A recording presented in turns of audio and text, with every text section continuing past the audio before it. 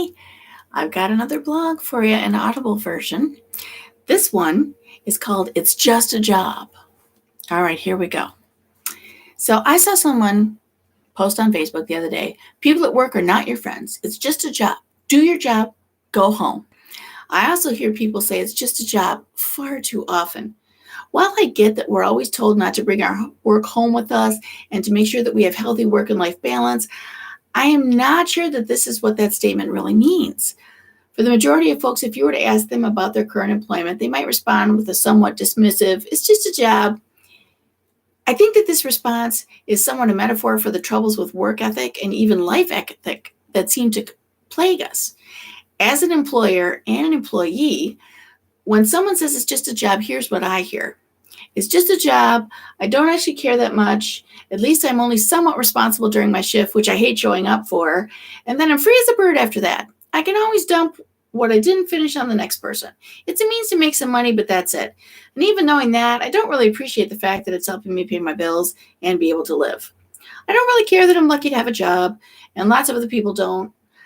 I have no sense of true commitment or loyalty to my boss, and I have no ties to my work colleagues. And finally, I literally never even think about my job or what I'm responsible for when I'm away from it, and I forget something.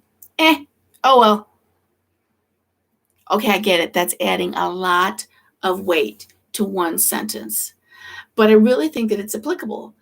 I think that some of us have lost our sense of value and ethics when it comes to work.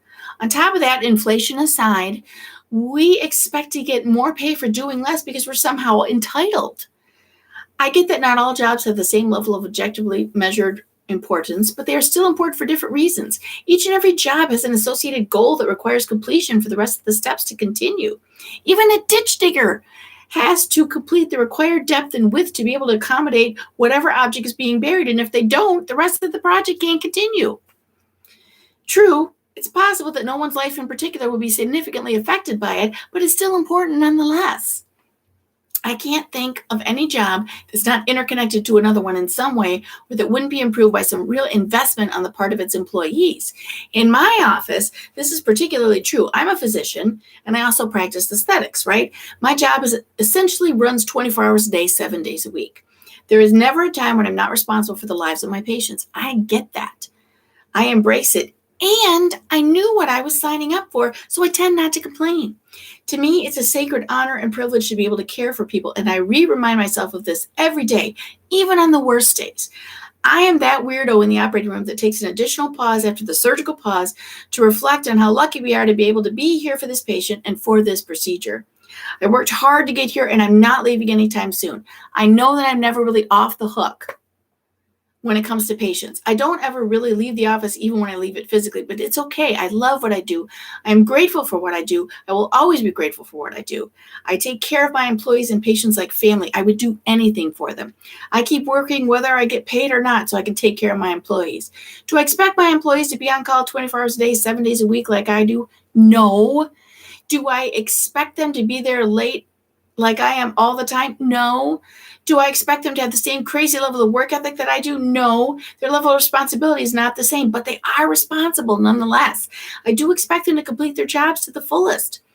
I do expect them to go through some checks and balances each day before they leave to make sure that all the tasks are completed, all the referrals are in, all the labs are called, all the scripts are sent, etc.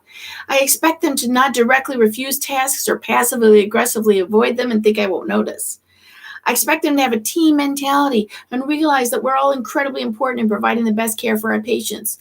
Even though the only cog in the wheel that really can't be replaced is myself, they need to understand that I will value each and every one of them and treat them with respect. Having said that, I also hope that they realize that respect is a mutually earned commodity and has to be given and returned in kind. I hear stories from employees from older generations about the incredible abuse they suffered in the workplace that went on for years and years, and how they kept coming back for more because that's what you did in those days. I hear about how they were insulted, made fun of, worked with no breaks, and had to cover for their boss's alcoholism and had to make excuses for them if they failed to show up for procedures. Compare that to nowadays when employees quit over proverbial hangnails and there's no comparison. I have to admit, when I first hear those stories, I find myself thinking, oh, I wish I could even get a fraction of that loyalty. But then I catch myself because I realize that those situations were not about loyalty. They were just about frank abuse, and I don't want any part of that. I am not converting myself into an asshole to get people to do what I want. It's just not me. I feel like we should be able to meet somewhere in the middle. I have no idea why employees of yore put up with such terrible things to keep their jobs. I suspect that it is partially a reflection of our formerly extremely patriarchal society. I am not sorry that some of that has gone the way of the dodo, but I do feel like we've gone too far in dropping our level of work ethic. Now employees feel like they can quit with no notice, no call, no show for work, talk back, and refuse to complete tasks. How do we get so far off track? I really don't have the answer, but I have some theories. I think that our culture slowly transformed into one of ever decreasing actualization of responsibility in everything that we do. If something doesn't work out, oh well.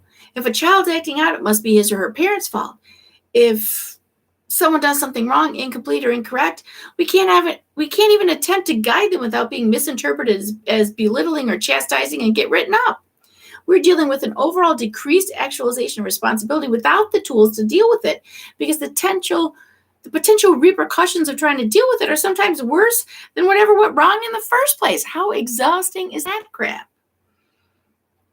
For myself, I just keep plugging away, hoping that my work ethic somehow becomes infectious and spreads to those around me. I offer uncapped incentives for hard work on top of salaries. I'm truly a believer in the phrase, you get out what you put in. And I want to make that true for my employees. The ones that work harder will get rewarded with raises and incentives, but I do not want to, nor can I afford to, just give money away. I desperately want them to be invested in their work, and this is the most clever way I can think of to try and make that happen, by having something in it for them besides just work pride. I can't really chastise people for wanting more money, right? I mean, who doesn't want more money? That's a pretty normal human want. I'm just hopeful that they see that they have all the tools to be successful financially and at the workplace, as long as they put in the effort it takes to be so.